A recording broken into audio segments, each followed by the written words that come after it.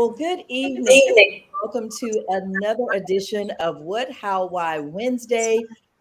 Dr. K is in the house. I'm Tamara G from 101.5 Light FM in Miami, and so happy to be here on blackdoctor.org once again. Thank you all so much for having us. And this week on What, How, Why Wednesday, we're going to be discussing gunpoint. We need a ceasefire.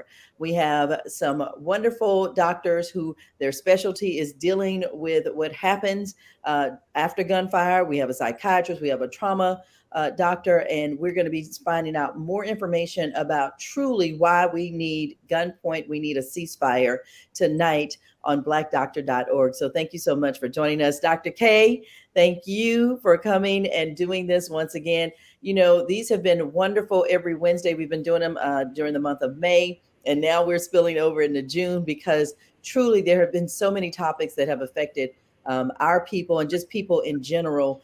Some of us personally on this call, we'll talk about that in a little bit. And we would love also, if you're watching, to please put any comments, any questions in the chat, and we will get to those comments before we get off tonight. But welcome, Dr. K. So happy to have you again. We're so happy to be with you again. Thank you for inviting me. I thank you, everybody. It's good to be with everybody as we can begin this conversation. It's a very serious conversation about gun violence in America. This is one that we just had to do, and it did spill over into June. But it fit with our, what is going on? How can we stop it? And why is this persistent? What can we do? How can we go about it? And again, why is this persistent? So every which way, we feel like this title is appropriate. Mass shootings have been on the rise since the pandemic. We've talked about a lot of things during COVID, and lo and behold, we've had mass shootings after mass shootings over the last 60 days that have made the headlines. We, of course, are dealing and reeling with the painful fact that we've had another mass school shooting. We're reeling with the fact that we had another mass shooting in Buffalo where people of color were targeted simply because of race. We are dealing with an 80-year-old being shot at a great graduation. And so what we want to do is now pause on this very important conversation and just reflect on it. I want you to understand that we're up 13% in mass shootings. Now, mass shootings are defined as when 4 or more people are shot. That does not mean when one person is shot in your community that it's less painful. But we've been dealing with mass shootings. But the other conversation that we had is that are mass shootings separate from community violence?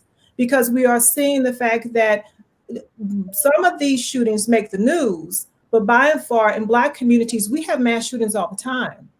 And so we need to reflect and see where we are as a community post-pandemic and why there's an increase in these events in our communities. I was in a film festival in Baltimore. Baltimore is another hot city in terms of gun violence, and they are embarking on what they call a ceasefire coming soon. And that is when they get out block by block in hard-hitting zip codes and encourage the people of Baltimore to put the guns down. And I love what one of the gun activists said. If somebody breaks this ceasefire in 72 hours, it does not mean we failed. It does not mean that we broke the promise. That person broke the promise. So continue to put the guns down and have a ceasefire. Tonight, I will have with you 2 of the best people that I could find to have this conversation with. Dr. Ron Kennedy Bailey, we call him RKB. He is a forensic psychiatrist. He is also the chairman of LSU Health Science Center in New Orleans' Department of Psychiatry. Let me be very clear. He is the first Black chairman after 35 years to be the chairman of psychiatry at LSU in New Orleans, another city that is on the topic in terms of gun violence. But most of us know Ron Bailey as the 113th president of the NMA. And you also may know him just as a friend, as I do, and you also know him as a staunch Morehouse man. So we have to give it up to Morehouse. He is a proud Texan. So we have found, Tamara and I have found the best in Texas. So we have to toot that out. He's from Beaumont, Texas. So I think I got all the highlights, Dr. Bailey, and you'll give some more. We also have Dr. Kenesha Williams. Dr. Kenesha Williams is an assistant trauma surgeon at Emory Hospital in Atlanta. She is, now let me get this right, Kenesha, because I want people to understand your role. This is important. You actually serve as the Chief Quality Officer for the Emory Department of Quality Improvement, and that you are also involved with, you are the Student Clerkship Director for the medical students at Grady Hospital and Emory School of Medicine. And so this is a big task that you have, also being a trauma surgeon, a surgical intensivist, and also serving on the most important committees in terms of student education and quality improvement for surgical outcomes for these big institutions. We know that Grady and Emory are the two major hubs, and Morehouse School of Medicine are three major hubs in Atlanta dealing with gun violence. So I thank you too for your time. And so Dr. Bailey, I want to start with you because we need you as a psychiatrist to help us make sense of the senseless. Most of the time when people are shot, whether it's one person or a group, we all say this is senseless. You know, that's my friend, Dr. Bailey. I was gonna say, I think he just clicked out. There he is. There we go. Are we good? Yes. Okay, you can go ahead. Make sense of the senseless, Dr. Bailey. You know, I think a few things. First, thank you for having me. I do think that the opportunity. Wait, Dr. Bailey, you're listening on two different devices, so one of them has to be turned down. Yeah. And Ellis, thank you. I just took over Ellis Dean's job. Sorry. No. Look, like Dr.org. I am so happy being in this capacity right now. So please say. But I think there's one thing we forgot to say about Grady is it is a level 1 trauma center. Yeah. And so that is that's the highest rating you can get in terms of trauma. So if you're in the southeastern region, if you're near Atlanta and you have that serious trauma, they're going to bring you to Grady. So you can try to avoid Grady all you want to. You get some trauma, that's where you got to go. So just shout out to Grady Hospital there. I worked there for many years. So yes. That's great. Okay, Dr. Bailey, try it again. Let's do it again. Oh, now we can't hear him. He's on mute now. Okay. Is that better? You got to turn the volume down on one of your devices. And that's okay. Is that better? Yes. Yes. Yes. I apologize for that. Trying to make sure this all worked well. Yeah, thank you very much. I thank Dr. Outler for having me and the entire group. We've all been doing a lot of media. I think on this issue here, it's exhausting actually for healthcare professionals because we all, I think, our hearts go out to that family, that community, as well as others that were not there on site, but have been equally, I think, adversely impacted by the emotional trauma of watching the violence and the carnage. And the fact that it now occurs with all groups, children and women and the elderly.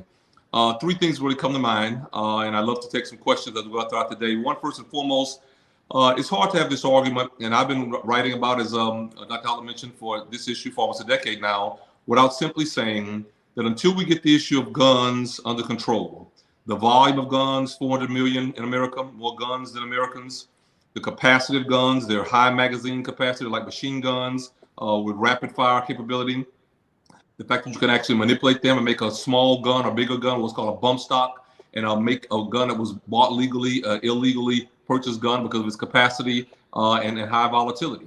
Until we can get those type issues under control, we just will not be able to live in a civilized society without the fear of gun violence in everyday life.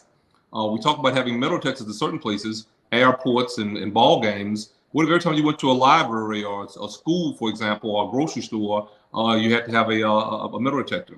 The second point I'd like to make, I think it's also very relevant that this idea that certain groups are more problematic is just patently false. The reality is the data would argue that the groups that are most likely to harm or kill you with a gun are individuals with alcohol or drug dependency or alcohol drug-related problems. Those have been victims of gun violence and those have been perpetrators of gun violence. And none of the 50 states have laws to preclude access to or buying those type weapons. But all 50 states have laws limiting persons who have a prior history of a psychiatric diagnosis. Those are viewed as being SPMI or chronically mentally ill from accessing weapons. Our group's really only about 4 or 5% more likely to engage in gun violence. So this over discussion about capturing the mentally ill, although there's some relevance to it, I won't say that it's irrelevant, but it's irrational to discuss that concern so much in the midst of the overwhelming evidence that individuals who actually are more likely to use guns to harm others, we put very little restriction in gun reform capability in that regard.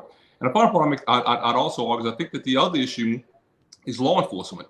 We really have to, I think, have a coordinated source of activity between our society and law enforcement that we really crucially don't have now. That we're losing the concept of safety and security and trust and confidence in law enforcement. This entire idea that law enforcement would always, if you had a good guy with a gun, beat a bad guy with a gun, falls on his face. When you saw what happened in Uvalde, when persons actually didn't follow rules, they weren't practicing, they weren't coordinated, and they didn't do what all of us would have thought you would have done if you had a gun and you were trained in law enforcement when children were at risk, would be to enter the building. So I think that breakdown in coordinated services by law enforcement and government is strikingly aberrant in the eyes of all of us who think that we have a system of protection that would make sense. Those, I think, are the three biggest points, I think, take-home messages for this discussion. I look forward, I think, to my other colleagues' comments today and the dialogue. Dr. Kanisha, Dr. Williams, you're a surgeon, so you're seeing the trauma, you're seeing the part that we really can't appreciate, just like Dr. Bailey, really, given his specialty in psychiatry, there are a lot of laws protecting whatever medical legally someone says after they've shot someone. If they're going to trial, he's done that forensic psychiatry in Houston. That's where we met initially. You are also in a very hidden, unknown area. As an anesthesiologist, you and I can we can speak just by our eyes, and so I trained at a level 1 trauma center as well at Cook County in Chicago. I was not at Grady, I was at Grady, but not in capacity as a physician. But I know that when you're in these rooms and we're together and we are having this, working in tandem to save a life, can you speak to what you want patients, the populations to understand, not patients, but the families to understand about your role and what you see? Yes. Before I move on to that, I would also want patients and family to understand that I'm not only a trauma surgeon, but I also grew up on the south side of Chicago and witnessed someone being killed myself when I was a teenager. So I have a unique perspective. And so when taking care of patients, trauma patients, it's difficult because it affects everyone involved. It affects the trauma patient who's shot. It affects that patient's family. It affects the first responders. It also affects the physicians, the nurses, everyone that's taking care of that patient. We try to do the best we can with everything that we can. And then one of the things I want everyone to know is that the patient comes in, we do what we can, we save the patient. The patient sometimes has a prolonged course in the hospital. And then the patient may go home. But then we know that after that, the patient deals with psychological PTSD, alcohol, substance abuse, all different types of things that can happen with the patient, things that we try to help with. I think, one of the things that we also deal with is knowing that patients are often going back to the same environment that they came from. So sometimes we see patients that come back, and that's also very difficult because, you try to do what you can with social workers. This is a multidisciplinary problem. So this is something that needs to involve physicians, nurses, counselors, social workers, family members. Everyone needs to be involved in order to help patients get past or recover from this, I should say. And it's something that leaves a lifelong problems for patients, not just psychological, but also physical. I mean, when we take care of patients, you think about it, somewhere approximately 100,000 patients are injured but not killed from gun violence every year. Mm-hmm. So that's a lot of individuals out here dealing with lifelong complications and lifelong sequelae, not to mention all of those people within the environment that are also affected by this. Dr. Williams, you really quickly, I want you to give us the stat for young Black men in gun violence. Yeah, young Black men are much more likely to be shot and killed or shot Definitely disproportionate. Somewhere I believe the current numbers are 8 times more likely than the general population. And when we look at cities like Atlanta, just cities across the country, we've seen increases, obviously, in gun violence. Some in Georgia specifically, up 41% in the last 10 years. Over the U.S. is up 33% in the last 10 years. So. Can I So I can I wanted say to the ask, quiet part? Can I oh, say I'm the quiet sorry. part out loud? Can I? I'm gonna. So many people, gun rights activists, hide behind the Second Amendment, and I'm going to say they hide behind the Second Amendment because I would put big money down that they haven't read the actual Second Amendment and what the content of that says. It says a well-regulated militia. That is part of the Second Amendment. So that doesn't mean that you can run around and have an arsenal in your home or allow just anybody, an 18-year-old who can't drink, who can't do a lot of many things without having a license, but to let them to go buy 2 AR-15 basically assault rifles, and they keep trying to disguise it as hunting weapons, but we know that's not what it's used for, and then allow YouTube to have videos on there to where they can convert these guns to get more magazines. And so what's really is we are supporting, whether it's silently or explicitly, the violence being so readily available. And then we say, we use that old phrase, the only way to stop a bad person with a gun is a good person with a gun. And statistically speaking, that is untrue. It is, I read a statistic recently that said about 3% of gun violence are stopped by the good guy with the gun. And so, because they're not trained, and there's a whole lot of things that roll into that whole process. And so basically, in summation, we're falling prey to a bunch of narratives that are being spewed out in the media about the Second Amendment and the good guy with the gun. We've got all these cliches, and none of them are actual, factual, or able to be put into real action to save lives. Yeah, I want to say briefly, all those points are correct.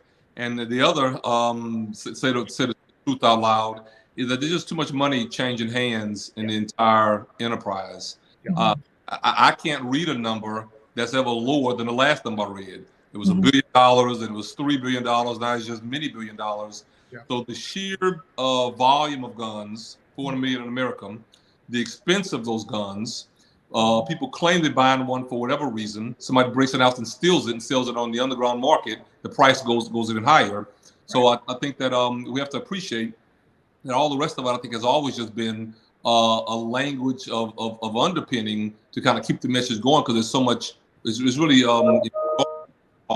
I think, changing hands, and that's what's so shocking and surprising. I think even when our national governmental leaders don't appreciate that and make operative change. My final point is we've always had some degree of gun control. So I like to also argue that this idea that we don't have gun control is also not true. No matter how much money you have, I have a son in the military. No matter how much money you have, you cannot go and buy a tank, because the military couldn't stop you riding down Middle Street with a tank. So to allow folks to buy other guns that are too strong and claim we can't really stop it because there's no gun control, and then the mortars and tanks that you can't really buy, means that there always has been some degree of restraint. We just haven't made it at the level where it needs to be to protect civilians. That's what changed. Tamara? I wanted to ask this question to Dr. Williams, because you mentioned that obviously the person who has been shot has been affected, and they're in your operating room, and then it trickles down to the family members and what happens. But for someone who has never been around, someone who's been shot or has seen that, what does that little bullet do to people once it hits the body? Yeah. Because people just think they can get up and everything will be okay after you finish back together. That's No. good. It's interesting. So the bullet, depending on what type of bullet it is, some of them will enter the body, and it will completely destroy the liver, for instance, or it hits the heart and it damages multiple chambers of the heart. I've had patients who have been shot 19 times, and somehow It doesn't hit any major vital organs. I've had a patient or multiple patients that have been shot one time, and all it takes is for it to injure a major vessel in your body, the liver, a major vessel in the liver or heart, for it to cause death. There's bullets that we have that enter the body and then explode. And so again, it can be very disruptive, or they can just enter the body and pass through a path where they enter the intestines. We have patients that end up with ostomies, where they're not able to pass stool normally. A number of things that the bullets can do.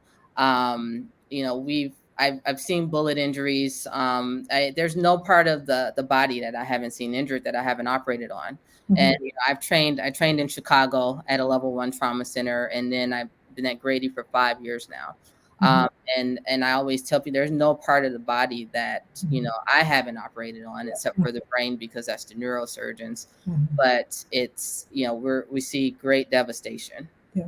So I want to, again, I was at Cook County, and it is an unsettling feeling to see a child shot. We call gun violence a public health issue. It is also a health disparity issue. We call it a public health issue, again, because we see certain communities under siege all the time. And so while we can argue about the finances and the logistics, where the guns come from, I thought that Spike Lee did an excellent movie called Chirac, which got controversial, and they wanted to get hung up on the title of the name, but the point was well taken. If you are from Chicago, if you've trained at level 1 trauma centers, you knew that he was on point with his artistry and his creativity to get us to understand gun violence. What he made us understand significantly was the post-traumatic stress disorder. And I'll have Dr. Bailey speak to what that really is. And can you experience it on a community level? I think it's very important, which is what you alluded to, Dr. Williams, is this is one of the things that if you survive, even if you don't, somebody within the gun violence spectrum, whether it's the family or the victim and or both, the community will suffer from PTSD. So can you speak to that as a psychiatrist, Dr. Bailey? Absolutely. I think we actually wrote a piece some years ago after Sandy Hook happened, which at that point was very similar to this issue regarding in Uvalde, with children being shot and killed. The whole community would be at a risk of PTSD. For your audience, PTSD is the acronym for post-traumatic stress disorder. It is the most severe form of an affective-oriented illness, of a depression or an anxiety-based type problem. In order to get a PTSD diagnosis, one has to have had a life-threatening or near life-threatening type event, one that was actually palpable to you. I think the history is relevant. We didn't start thinking about this until the Korean War. They call it shell shock syndrome. Got the diagnosis of PTSD after the Vietnam War. But early on, we thought that it would take war for human beings to have the level of stressors that would rise to the level of creating this degree of neurobiological pathology, such as the anxiety that individuals experience. We also note, though, that some individuals have a pre-existing vulnerability to an anxiety-based stressor that might make them much more likely at risk to have chronic PTSD that'll last more than 6 months. And we see that, I think, in our offices. We see persons who struggle in many other areas of life and they're function because the stressor was so overwhelming of their defenses. Clearly, these issues regarding gun violence and risk of gun harm to younger persons, children and adolescents, absolutely may put many of them, including whole communities, at risk of PTSD. Mm-hmm. And so I think your point is well taken. Also, that there's what we call intersectionality in communities, where it's not just one thing that's causing the stressor, and then you add gun violence to it. Dr. Williams, you appreciate that term intersectionality when we're talking about getting our patients recovered and back into a society. And then what is your impression of that? Well, I think we have a lot of work to be done in that way. I think that a lot of the now, say, cities are understanding that in order to get patients recovered and back into the community, they need a multidisciplinary team. You have to have, this has to be a hospital-based violence program that includes physicians, community workers, social workers. Now you have cities where the mayor's office, for instance, in Atlanta, we have a violence reduction program. Uh-huh. And that now you have clinicians involved in that program Mm-hmm. to help kind of coordinate what happens to patients once they leave the hospital, helping them recover in the community, helping them navigate, and helping them find jobs, for instance, resources, things that we know will help reduce violence, helping reduce the amount of retaliation that we see after these events. So all of those are, the responsibility, really, to meet the responsibility of the trauma surgeons across the country, the people who are working with the patients, the social workers, and then, also the city council, the highest of the high. We all need to work together. Mm-hmm. Yeah. Dr. Dean, tell us your question. Yeah, it's one of the things, like, there was a time where I worked in the Atlanta public school system, and I worked with teenagers. And what I noticed is that social media plays a role in the escalation of violence. And what I meant by that is that we would have fights in the school, right? Yeah. So high school, there would be fights. But what was happening is the kids were recording the fight, right? And then they were putting the fight on YouTube. And so now that person that lost that fight had to face the shame of losing the fight, but then also had to face the multiple times of people watching it, putting comments on it, being ridiculed over and over and over again, because now it's public, it's on World Star, and everybody's sharing it on their phone. And so now you can't go to, I got to get revenge with the physical, I've got to escalate to get my respect back, to get my name back, my whatever. And so they would escalate to more lethal forms of violence in order to get that name back. And so the escalation is being, in part, I'm not going to blame social media, because you take it as it is, but the escalation is in part being fueled by social media. Dr. Bailey, that leads me to comment on one interventional strategy, and that is conflict resolution clinics or conflict resolution support systems, either connected to the hospital or out in the community. Have you seen these strategies work? I have. Again, literally doing a lot of media on this today. I think your show is excellent today, Dr. Oliver. Literally, I was on a show yesterday. We were discussing the fact that people need resilience. And I think increasingly we have a society where all too often a critical mass of too many younger persons, adolescents and early adults, and even some persons who are approaching middle age, unfortunately, in my opinion, don't tend to have any degree or a substantial amount of resilience to address various forms of conflict. Solution programs, as you point out, I think correctly, work to give an individual some experience, hopefully build some confidence, build some strategies that I think build some defense mechanisms to be able to manage difficulty, conflict, disrespectful events, so to speak, without having to, I think, as Dean Ellis says very, very articulately, having to escalate the problem. People are comfortable just walking away. We talked to persons about finding 3 strategies that you can engage in that allow you to do something other than fight back, whether you go and read, whether you go for a run, whether you exercise, whether you go and talk to a close relative, whether you go and do something else more proactive for yourself. But it can't be that you stay in that one space. And psychologically, the only thing you can do is win in that small square of engagement, where they hit you, you have to punch them. If they punch you, you have to stab them. They stab you, you have to shoot them. Getting out of that space psychologically, I think, is a long way toward developing conflict resolution skills. We, I think, as a society, now we have to take on a much larger responsibility in doing this for many, many more persons. I was also recently discussing, well, where are families and where are parents, what have you? And that's often the age-old, axiom to argue against when we're societal problems. And that's an issue, I think, for itself. But the reality is government and professionals like ourselves can have a role to play and can, I think, have a very valuable skill set to impart to other young persons to help them before they get to a point where they have a conflict and they've shown that they don't really have a capacity to manage it non-violently. Emotional regulation is the key, and that was one of the things when I was counseling teenagers. We had to teach them emotional regulation. So you get angry, how do you manage that? How do you deal with that? Critical thinking, being able to be able to handle multiple realities simultaneously and see it all the way through to the outcome. If I do this, then this can happen.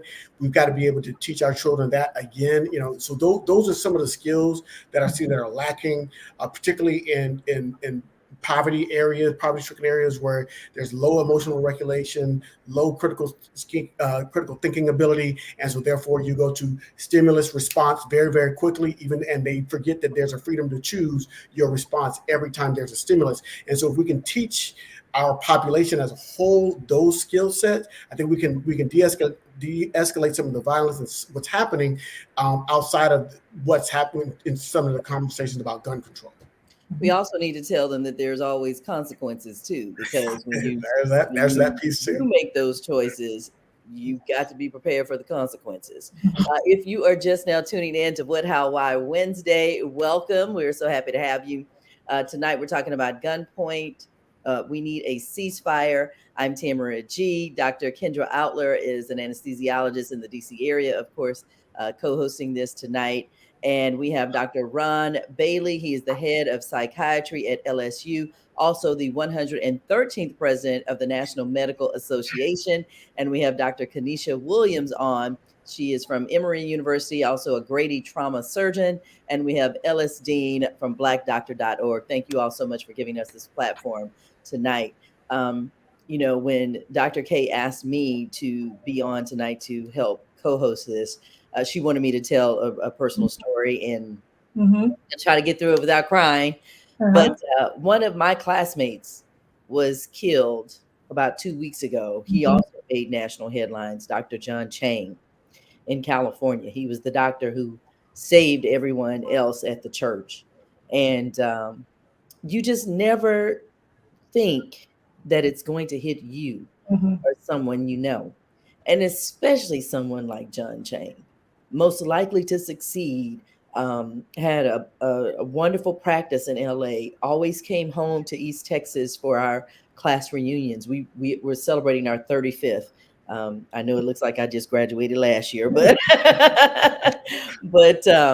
celebrating our 35th this year, and he won't be there because someone walked into a church and wanted to shoot up the place and kill everybody inside. And I asked this question to Dr. Williams, and I don't know if there's even an answer for the mental illness part of it, because even the 18-year-old in Buffalo didn't exhibit anything that would make people think that he would buy a gun and then shoot up a grocery store. The same thing with the 18-year-old in Texas. He bought the guns legally. He passed the background checks. Everything is great, but it's really not great. So how do we know when it's not great? I'll answer the best I can. I think that we've always talked about mental illness and gun control. But what I think that we're seeing is a lot of the people who are some of the mass shootings that we're seeing recently, and some of it has been linked to, I don't say the critical race theory, but the theory of superiority. And the great replacement. Thank you. The great replacement. And so I think that we've always thought of it as something that's a mental health issue. But I think we're seeing more and more that it's not necessarily a mental health issue, although there's some component of that. But as you said, a lot of the shooters, there was nothing that anyone would have thought. And I don't know the exact answer, but I can say that, looking at some of the literature and having spoken to people, that's more so what we're seeing now. Dr. Bailey, I'd like you to answer that too. How would we know that something is brewing in their heads, that, when you're invited into a church and the people have welcomed you, you've been there before, really you were casing the joint. Same thing with the grocery store. Yeah, I think that Williams' points are timely. The reality is we are in a period of iterative change, And I think, as we said at the very beginning, there are three take-home messages, I think, for your audience. One, first and foremost, having chronic mental illness, having pre-existing brain-related disorders, being diagnosed and treated, hospitalized, medications, all that kind of business, does put some individuals at a greater risk of being engaged in violent actions, probably about 3 to 5% more than the typical population. The reality is, though, those persons are more likely to be victims of violent crime, especially gun violence, all kinds of violence, a homicide, a sexual assault, and the like, than they are perpetrators. So the entire discussion about those being mentally ill, when we have these huge outpourings of emotion because of a shooting of this nature, really kind of allows, I think, society, in my opinion, and government, is where I point my fingers, to really abdicate their responsibility to engage in the kind of policy development that our society really needs to provide real safety. And that's because the individuals who are much more likely to engage in such difficulty, very often these problems are interpersonal. They're very often with people that we know. You have a gun, and when there's a conflict, you grab a gun very quickly. The third thing I'd say, though, is I do think there's a new, unfortunate additional variable, and it may not only these last two cases in Uvalde, Texas, and Buffalo, New York, but these kinds of cases. Many Americans should be aware, we've had more so-called mass shootings in America this calendar year than days in the year. Mm-hmm. We used to describe a mass shooting as 5 or more. Now it's 3 or more persons shot in one setting. So clearly it's more than just a history of mental illness. Clearly, I think having access to guns of mass destruction, I'll call them, plays a role. You can hurt so many more people in a short period of time. But I think a third issue is we absolutely have individuals who don't have prior psychiatric illness, diagnosed illness, who are choosing volitionally and intentionally to engage in an unacceptable, violent behavior toward others who they don't really know. And that's scaring the world out of many of the rest of us, because you wonder, where can you be safe if somebody, I think you said very, very, very, very correctly, Tamara, if you go into a place with somebody you wouldn't have thought would have done that, and they're going to do it. There's so many individuals, then it widens the risk ratio of individuals who might hurt others. That piece we've got to work to get our hands around. And I'm the first to say we don't have a good idea how to handle that just yet as professionals. But we need coordinated services, we need government, we need healthcare, we need universities to be involved. We need to really think through in a better way. The issue of decreasing the amount of guns is one consideration, but how to intervene early on persons who may be beginning to think psychologically in ways that may put others at risk, I think is also a strategy that should be on the table. We've got a lot of work to do. So I want to. Is this a uniquely American issue, Dr. Bailey? Okay. With that point, because I think we're losing when we look out around the world's looking at us like, okay, this is a uniquely American phenomenon. Both, and I hate to keep jumping, I apologize, but both candidates have passed federal legislation since Uvalde happened, and we still can't have a discussion in the U.S. Congress. Both countries have already passed the bill to strengthen the gun reform that they already had. So this can be done. Our problem are our federal and state legislators. I want to, since you brought that up, the question to each one of you, Dr. Bailey and Dr. Williams, COVID has produced a vacuum of funds. And so while we were talking about all of these resources that are needed, can you please speak to what you want to do, Dr. Bailey, in New Orleans, the program you have, and yes or no in terms of funding? And then Dr. Williams, I'll ask you the same question. Well, I'll be brief. Well, clearly, as Dr. Outlaw knows, we tried at LSU to, we made a 150-page proposal to take over the clinical care, medical and psychiatric, at the Orleans Parish Prison. I'm very public about it because we did get it. And I think it's really instructive, because the reality is, we wrote a proposal that would provide the kind of advanced, progressive engagement of young men, very often young men, 1,000 people in jail there, unfortunately 93% of which are African-American, that might begin to provide the kind of treatment that's needed to de-escalate, to use, I think, Ellis's points earlier, and to modify some of those strategies that people very often don't have. Many people go to jail early on with a non-violent offense. They get out of jail, for whatever reason, they then engage in a violent offense before they actually go back.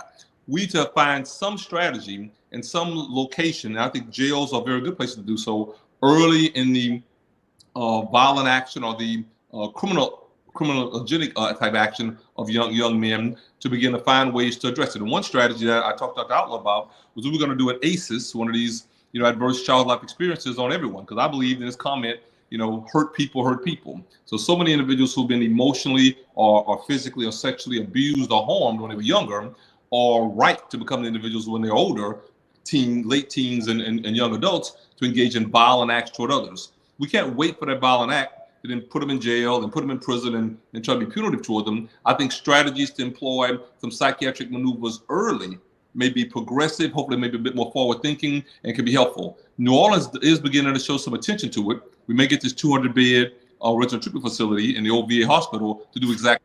So we have some proposals on the table in New Orleans that I hope will come to fruition. And I think over time, we may be able to make some successful gains. And maybe that'll be a model for other cities. Dr. Williams, are you facing, what are your community interventions looking like? I know we have the Violence Prevention Center in the School of Public Health. I'm a graduate of the Rollins School of Public Health.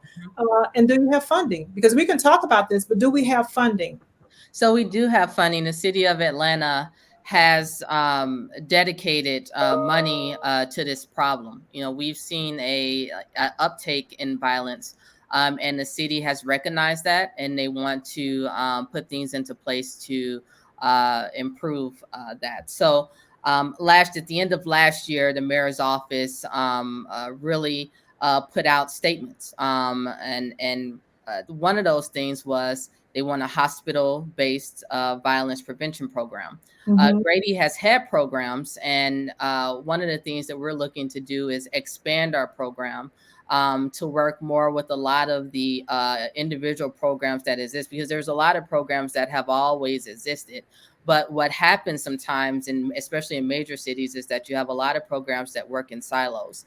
So it is important for those programs to work together in order to have the most impact on the community. And so that's what we're trying to do. The other thing that I look to do in the future and that we're working on is really creating a community outreach, so that we're getting out and reaching students, reaching members of the community when they're young. So going to the elementary schools is important, going to the high schools, talking with students, making sure they understand the impact of violence or what can happen, and make sure they understand their options, make sure they have, role models. And so that's what we're looking to do. Question, Dean, you're walking around Atlanta. How do you feel in terms of the atmosphere? And I love to go to Atlanta. I love to just hop on the plane and just, walk about freely. I know every point. And so my question to you is, as a Black man with a son walking around and even just thinking about places, what do you have any thoughts about that as you walk around the city of Atlanta now? I do. I think there is a privilege that even as a Black man, I enjoy because being gainfully employed, having an income that can have me living in areas that are safer in the city, and so therefore there's that piece of it. But I would be remiss to say that not everybody can do what I do. And so I recognize that as my privilege. And so what I found is, what I think we need to do, and I'm just speaking as a layperson here on this panel, is that more men and people that are educated need to just go talk to some kids, right? Go be an influence, because, one of the things that I missed the most about not working in Atlanta public schools was I was there. I saw the gangs. I recognized what they were doing, but I had the opportunity to engage with the young men at a much deeper level. And to this day, some of them are still living productive lives, and they moved away from those gangs, moved away from that violence. And yeah, they are not all going to college and all living, but they're being productive citizens and they're not engaging in violence. And so we have to kind of restore. I think one of the biggest travesties that was done in many school systems was taking vocational education out of schools. Yes. Right. Yes. And so, because if you don't teach somebody how to work, and college is not for everybody. And I would drop this statistic when I would be fighting with administration, and I would say, when we're looking at the school I worked with, 25% of students were going to college, 25%. 20 to 25% were dropping out. So that means the middle percent were graduating from high school, but they were entering the workforce without a skill set, because everything in the classroom was taught as college prep. Mm-hmm. So you're only reaching a quarter of your student base. I said, you need to be focusing your energy on that 50% of students that are going to graduate and go to work and leave the school and go to work. And then maybe that effort of trying to save those kids are going to drop out. Mm-hmm. 25% are going to go to college. A lot of them already have.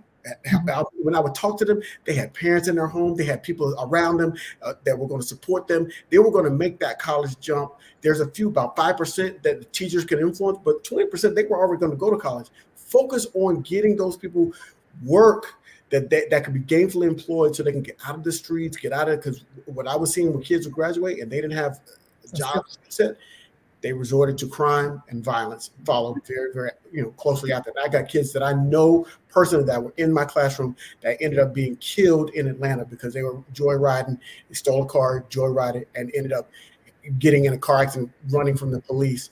And I had to read about them in the paper. So that's real. That's the real life situation of it. We have to expand our role as Black people to understand that our community, even though we may not live specifically in the community, it's still our community, and we've got to go in there and be a positive impact on that community.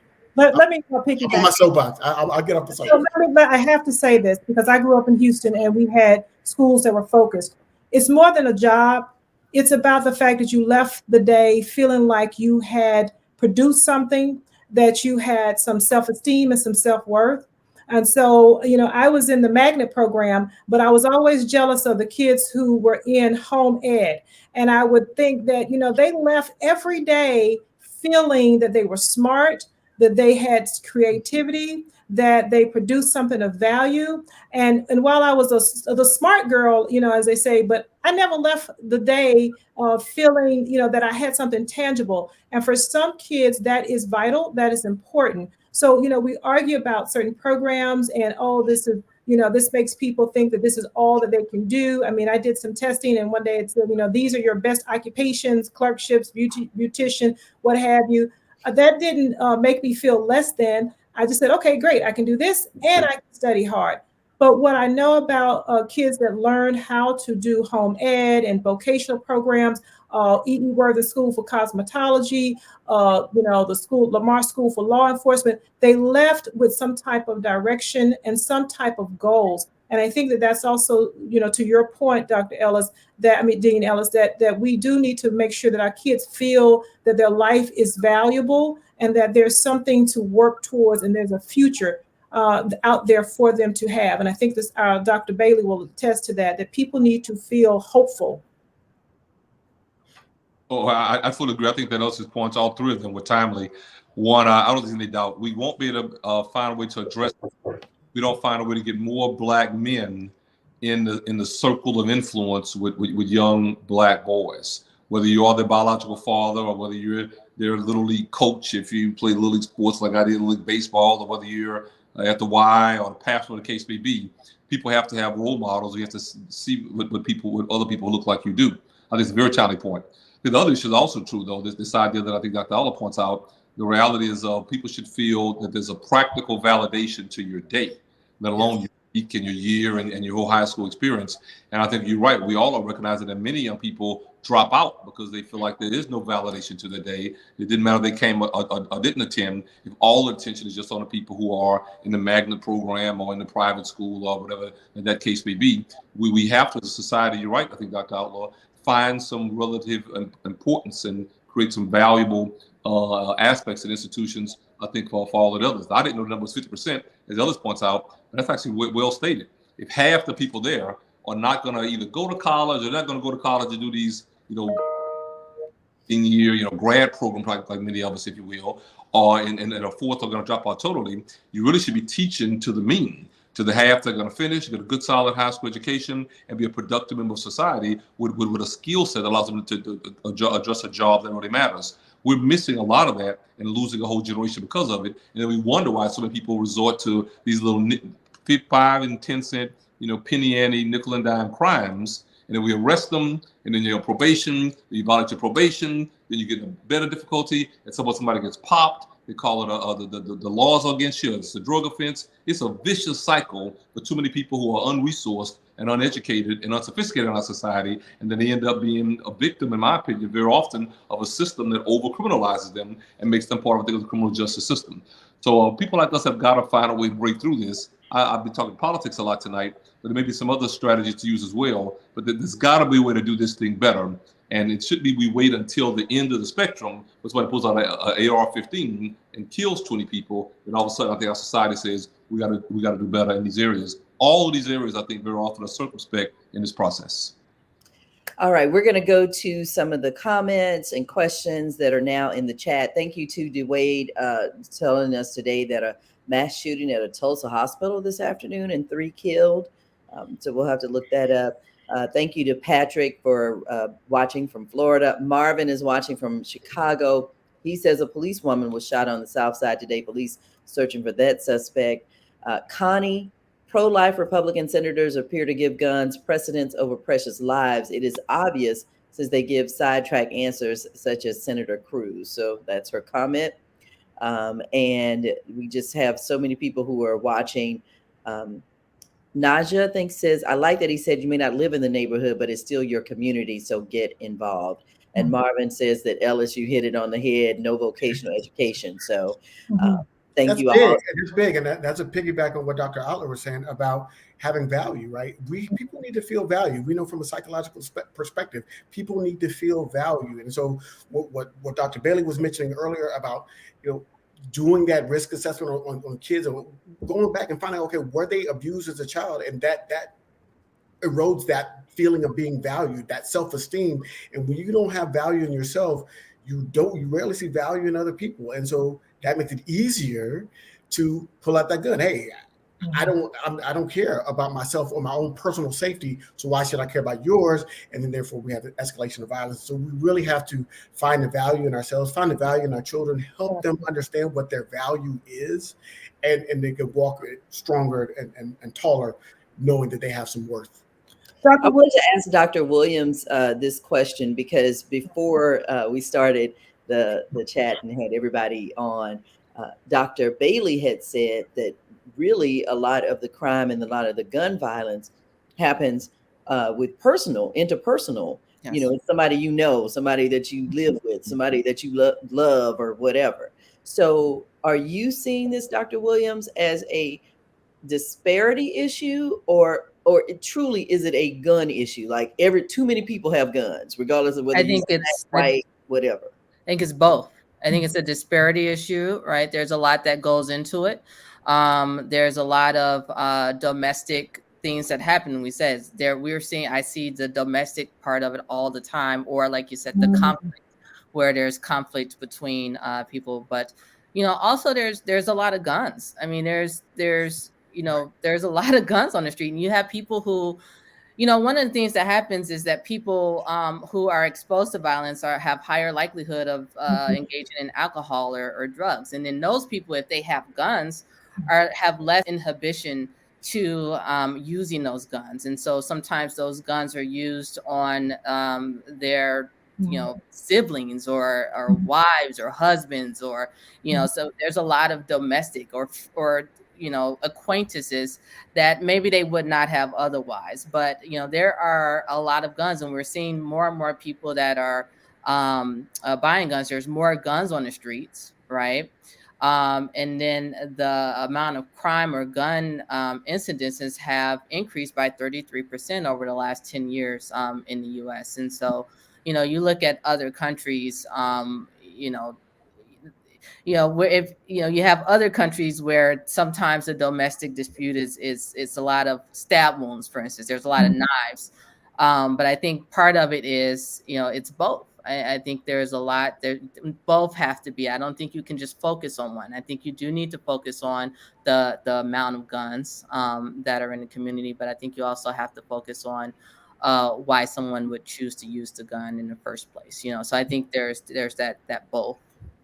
Dr. Bailey and Dr. Williams, I want to close the show by having you both, and I know we have like a few minutes, but what is your message for gun violence? What is what is your one-liner? Dr. Bailey and then Dr. Williams. My one-liner is we have to, as a society, coordinate services, decrease access to violent weapons, while at the same time understanding better the emotional fragility of many of our young persons and finding ways to help them modify impulsive considerations that may lead to the overuse of violence. People need better resiliency, better defense strategies, and better mechanisms to manage conflict in a nonviolent way. Dr. Williams? Yes, I agree wholly with Dr. Bailey. And I would say that this problem is pervasive and needs to be taken with all seriousness by everyone involved. So from the highest level, it's from politicians. I think there really needs to be a closer look. You know, there's two different things that happen. You have mass shootings in school, and then you have the community shootings, right? Those are two different things, and there needs to be a focus on both of them. Some of the instances that lead to them can be similar, but you know, we have to focus on both, and everyone needs to be involved, and it's really a public health crisis. I think that what I would like to encourage people to do, again, Dr. Williams, you appreciate as an anesthesiologist, you and I, in terms of our roles, definitely have reached in and had to lock arms and save a life. And sometimes we don't save that life. Again, but all efforts, everything, every resource that we've had from blood and what have you, the surgical skills, sometimes it's not possible. And it does affect us as physicians. It is a hurtful feeling. And I can tell you that I've heard the scream of a mother who has lost their child to gun violence. It is a blood-curdling cry that there is no soothing for. And so to walk out there and have to give that news is just awful. My one-liner is, if you can put the guns down, put them down. That we need to lock arms in terms of our churches or whatever community organizations, and we need to safeguard our youth and give them options on a daily basis on how to resolve conflict. There's too much normalization on Instagram, on YouTube, on what it looks like. And I want the new generation to understand it's not pretty. Dr. Williams alluded to the fact that, yes, you can survive the gunshot. And yes, you can be paralyzed, and you can have a colonoscopy. You can be in a wheelchair. You can have bed sores. So understand that is not something that you want. We want you to be productive. We want you to be happy, and we want you to live, be a contribution to society. And that's a good thing. So Ellis and Tamara, you all can close the show. And I just appreciate both of you all for being here. No, and thank you for everything. And Ellis, I'll let you get the last words, but I also do want Dr. Bailey also to please hammer home about getting some mental health, because we just don't believe in that for whatever reason. And there's, it's nothing wrong with seeking help. Well, I just simply say you're 100% right. I think that formal psychiatric investment very often eludes us, I think, in the African American community. But as I like to say, I've been a 32-year practicing psychiatrist, and I promise people on this panel and my friends everywhere, Black people do go to the psychiatrist. They just don't put it in writing. They go to their primary care doctor and ask for psychiatric medication, or they wait until there's an emergency and go to the emergency room and ask the emergency room doctor for psychiatric intervention, or they go to a non-doctor, a therapist or what have you, and ask and discuss the issues of their problems. So you're 100% right there. I think that it's this concept of being a psychiatrist, an MD with behavioral health training, that unfortunately our community seems to be afraid of, stigmas against. But we, like all other communities, have brain-related disorders that at times require therapy, medication intervention, and hospital care. So the reality is we should work away from that stigma so we can get care, get it early. I like the fact that Ellis picked up on the comment about the ACEs. That's what happens in any other clinical setting where you go. Somebody would find out early on if when you were a child, you hit a 6 on a scale of 1 to 10 on this ACEs scale. If you hit a 6 on that scale, all kind of resources should come to you because you're at a high risk of adversity, of ongoing psychiatric difficulty and diagnosis, and maybe even being a victim, let alone a perpetuator of violence in the future. To not do that on individuals because they don't go for care or because we don't get into the jails or prison. Oh. Dr. Dean? Finishing up strong there. There you go, Dr. Bailey. There you go. Okay. Well, we'll let Ellis, and you wanted to say some words too, Ellis, before you leave. Yeah, I will say that, and Dr. Bailey alluded to it earlier. There's big business in violence, right? There is big business in guns. There's big business in prisons. We understand, like I talked about, what's the wording in the Second Amendment is. The wording in the 13th Amendment is slavery shall not exist unless you are incarcerated, right? Unless So there is big business in all of this. So what do I mean by that? So number one is we've got to take control of our lives and our community. We cannot expect big business to stop being big business, and we cannot expect big business to stop paying politicians. We have as much control over what happens in our communities as what happens in DC, what happens in your city government. We have more control over that. So we've got to make it our personal responsibility as a community to say, you know what, we're going to go in this community. We're going to give value to our people. We're going to be there to influence them, and we're going to take charge of that. And yes, and vote, right? Because people say they're not going to do anything. Vote them out. And we have that power. So we've got to take our power back, go in our communities, vote, join the NRA, vote out the leadership now, vote them out too, right? So we have power. Let's exercise our power and not be so powerless. That's my final statement. Thank you. Thank you all. Thank you so much for joining us for What, How, Why Wednesday. I'm your co-host, Tamara G, along with Dr. Kendra Outler. She's an anesthesiologist in the DC area. Again, gunpoint, we need a ceasefire. Thank you to everyone who's been on this evening. Dr. Ron Kennedy Bailey, the head of psychiatry at LSU, also the 113th president of the National Medical Association.